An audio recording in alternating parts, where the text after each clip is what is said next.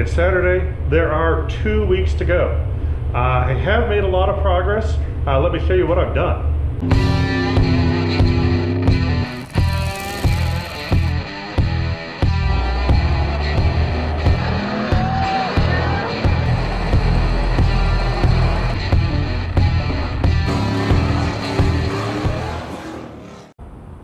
Now that this motor's installed, let's see if oil looks any good.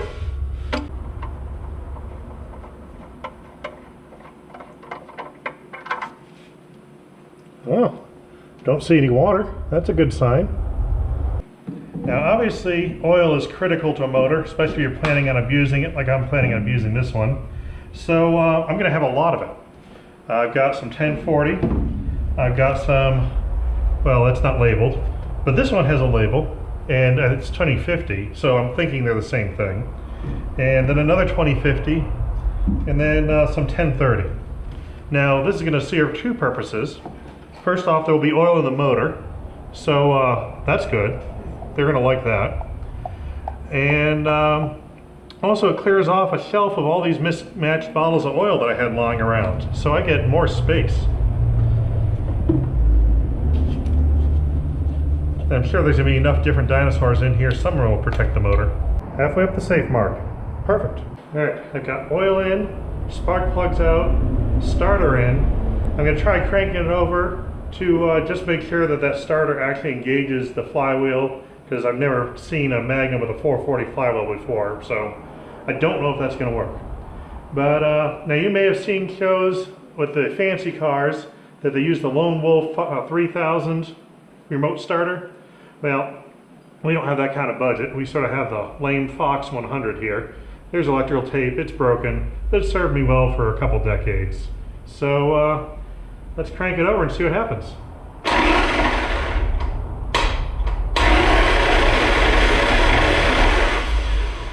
Starter works, spins free.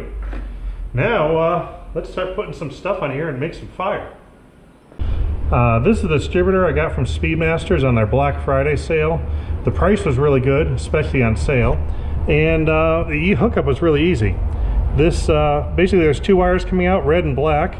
You have to buy the special coil, which is reasonably priced, but I didn't know. So if you are buying this system, remember you need a coil. It doesn't tell you until you get to the instructions. But anyway, the red and black go to a plus or minus. And that's it. Then you hook up another power wire to the plus on the coil from your ignition, and you're done. Whole ignition system completely done.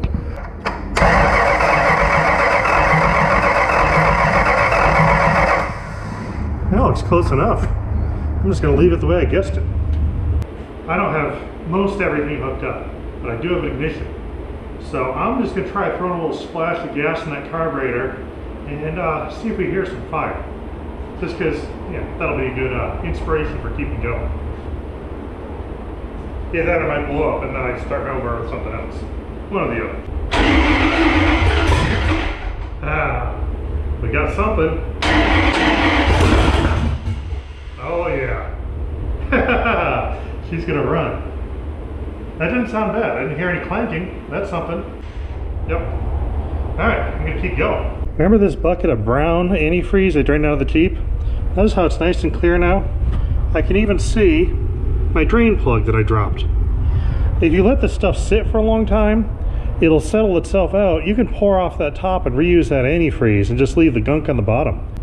A little money saving and recycling tip. I've got the rest of the front end accessory drive bolted in. That just transferred over from the other motor. And same as the radiator. So we got a cooling system now. Which that we need. Now that I have it basically coughing with a little bit of gas in the carb, I'm going to go ahead and fill that carb up with gas. Now I bought this carb off eBay. The line set came with it. A gauge that apparently starts off at 5 psi is attached, so we'll see if that actually does anything useful. But now I got to plumb the rest of it. I figure I better test this fuel system before I actually install it. So let's go through it.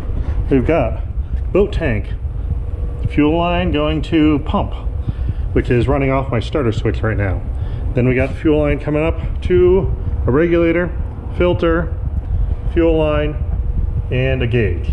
So we're going to see, first off, if we build up pressure, if we have any flooding, the floats might be stuck, who knows how long this car has been sitting. And then we'll see, maybe we'll try to start it. Yeah, who am I kidding? I'm definitely trying to start it. Got a nice convenient rust hole here to hook the ground to.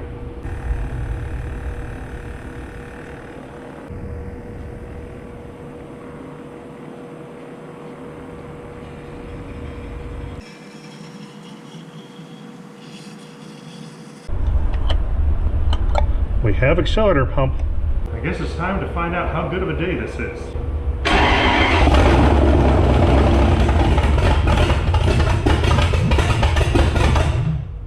Oh yeah, this is a good day. All right, now I gotta get hooking up all the rest of the stuff. Make this thing keep going. I'm seeing this nice flat surface where I cut out the excess metal there, and I'm gonna go ahead and drill a couple holes and bolt this regulator right here. So that way I can I'll have a fuel filter right in the easy area to service, and then the fuel line that feeds it is gonna go down into the transmission tunnel.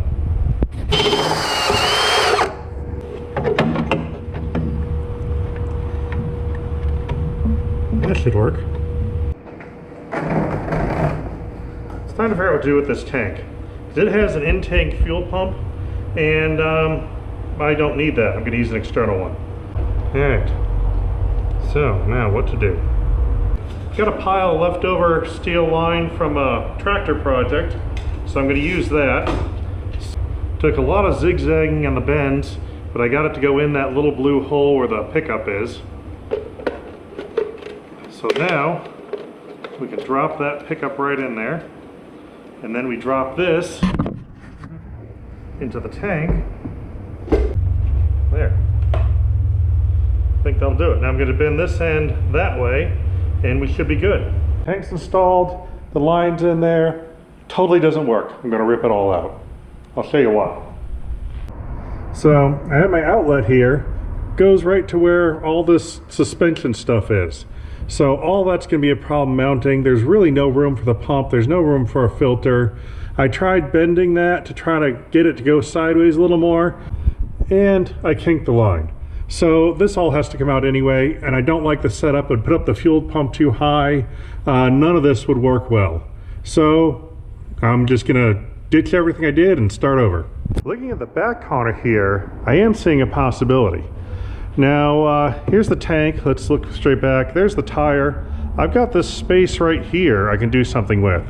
So I think what I'm gonna do is put an outlet in the tank here, going to a filter, going to a pump, and then sneak back that way with the fuel line, and that way I can get it up there. And that'll keep the pump real low near the bottom of the tank. You have the outlet come out the back, so if fuel sloshes, it goes to the outlet and then goes that way. And there's a pretty good amount of room here. I don't need to worry about clearance. You'd never do this in an off-road Grand Cherokee, but I can get away with it for this one. I may ruin this tank, but this is where I really want it.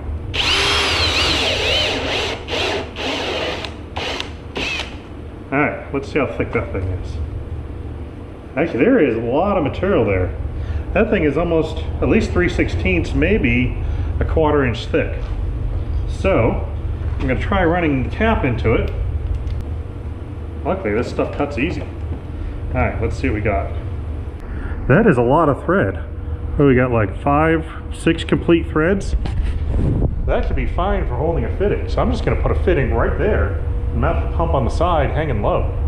Using my fancy plumb bob here, figured out what I needed to do to make a little bit of a loop.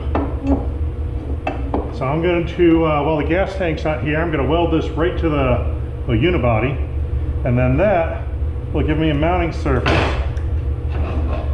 for the pump here to hang real low and be able to feed directly from the bottom of that tank. Maybe I'll be up here, we'll see. But wait till I put the tank in to figure out that exact positioning, but I'm going to go ahead and weld this loop in so at least I have something to mount to.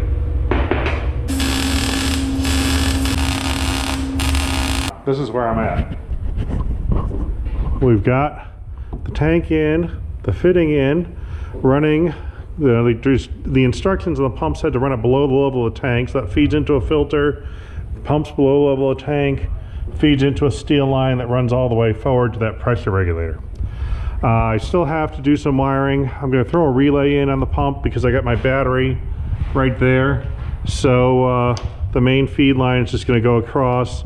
This is a signal line for the relay that's going somewhere in the front. So that's all hooked up.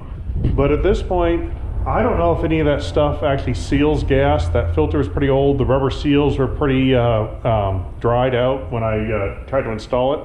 So I'm going to throw some gas in here, see if my fitting in the tank leaks, see if this leaks, and go ahead and check that out. Put the gas in here. I'm not going to throw too much in because I really expect this to leak.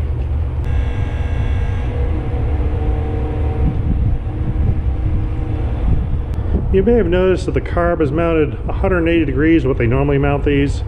That is because my throttle linkage came around the front on the normal throttle body. And I figured I might as well use the same cable, and I figure it doesn't really matter which way that's oriented, hopefully. I cut off the bracket that operated this throttle cable that used to be on the throttle body. I need to mount it somewhere in this area. And so I'm going to use the hole here. So I need to make some kind of bracket that doesn't turn on that hole. So I found in my scrap bin a little piece of welded together something. And so what I'm going to do is I'm going to chop this up so that it goes around this square boss and has a hole that goes where this nut is, so it's held down and kept from rotating. And then I'm going to weld that other piece of bracket right here and attach a ball that I have lying around from the other one, attach it into that hole, and I think this will all work fine. Then the return spring is going to go to that hole back there, so I'm going to do a double return spring to there. So I think that'll work out fine too. So let's throw this together. I think it's time for a new blade.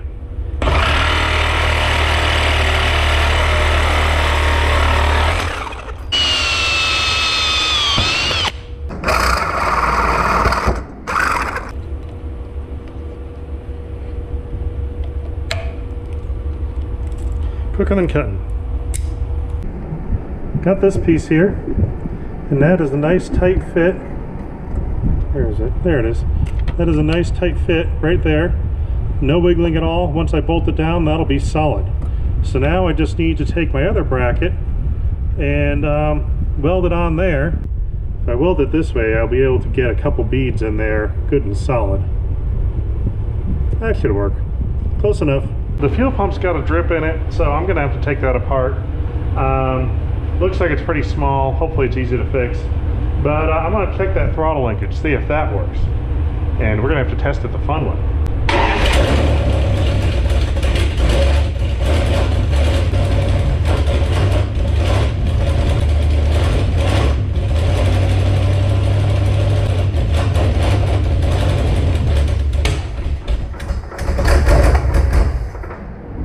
Apparently the throttle linkage works, and she runs. Now I ended up dying there because I had no more gas because I turned the fuel pump off since it's leaking. But I think we got a runner here. Now I got to figure out how to stop this thing from leaking before I actually keep the pump running. Basically what happened is it didn't leak sitting there. As soon as I turned the pump on, it pressurized, it started leaking at the bottom of the pump. So right here, that fitting looks good. That actually seems to be working fine. This filter I was worried about is leaking out the top, but not too badly. I might be able to just tighten that bolt a little bit and be okay there. But the big leak is coming out of the pump. All the bolts on the bottom are dripping gas. Now, keep in mind, I just put the brand new gasket in that one. So apparently that didn't work. So let's see what else we can do. I got the fuel line blocked off here, so we shouldn't have too much come out.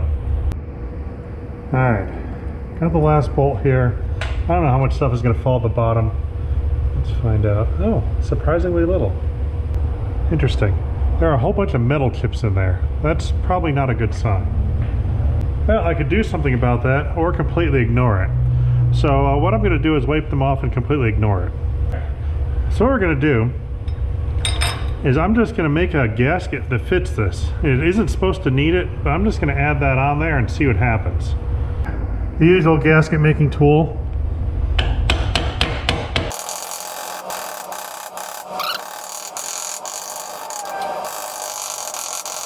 Got the outside profile done. Now we got to find those holes.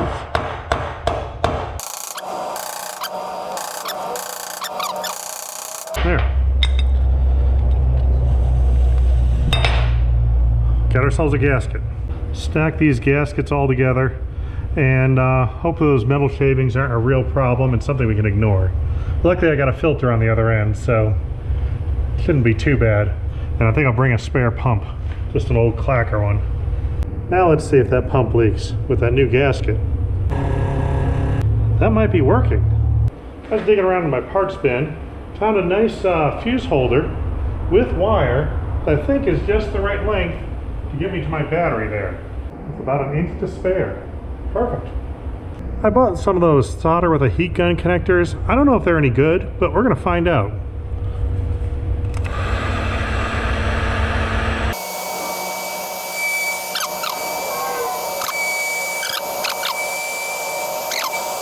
Now we know. They might actually work. Now, before I put this connector on, I put a little piece of fuel line on this wire. That way, when I fish it through this hole, it's gonna be the fuel line that protects it so the wire doesn't rub. Particularly because this is before the fuse. The fuse is down here. So you definitely want to protect wires that are not fused.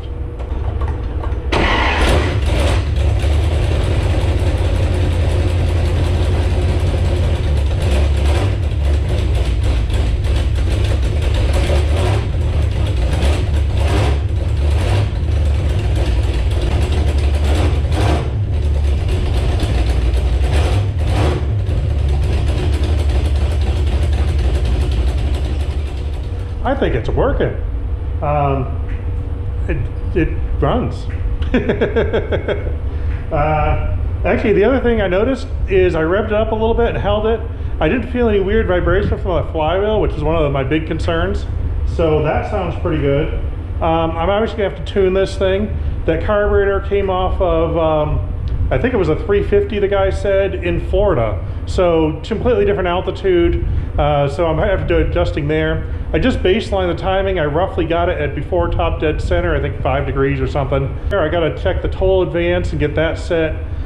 Smells like raw fuel here, so I think I'm running rich. So I gotta get that fixed. Still got no gauges. I have, let's see, I've got some wiring. I need to wire a bunch more stuff. I gotta get the cooling fan working. I need the charging system to work so the cooling fan works. Then I'm running electric fuel pump, electric fan, electronic ignition. That's gonna suck some juice. So I got more to do, but it's running. And I'll update you next weekend when we have 1 week to go, and hopefully I'll be able to drive it. So we'll see what happens. Until then, keep having fun.